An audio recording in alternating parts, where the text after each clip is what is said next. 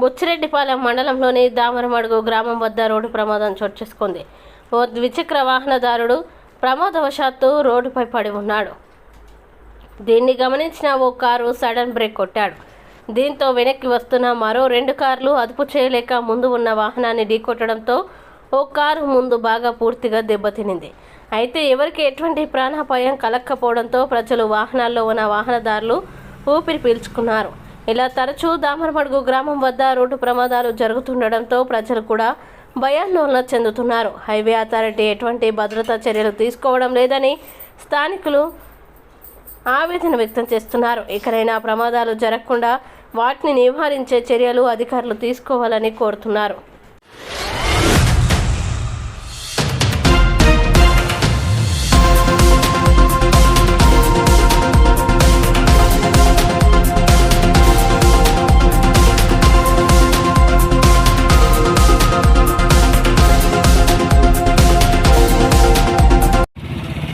నా పేరు పాసం జయప్రతాప్ అండి. మేము ఇంజమూరు నుంచి వస్తున్నాము. హైవే మీద దామరమడుగు ఆర్ఆర్ నగర్ దగ్గర ఈ విధంగా ఒక వ్యక్తి పక్కన రోడ్డు పక్కన పడిపోయి ఉంటే వాళ్ళు చూసి కార్లు వెళ్ళే వాళ్ళు సడన్గా ఆపినారు.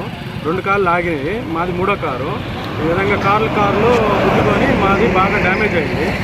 ఈ విధంగా జరిగింది. దామరమడుగు ఆర్ఆర్ నగర్ లొకేషన్ దగ్గరలో ఇతనేమో లేచి వెళ్ళిపోయారు. మా కారు మరీ డ్యామేజ్ అయిపోయిందండి. ఎవరికి ప్రాణాపాయం లేదు. అందరు సేఫ్గానే ఉన్నారు.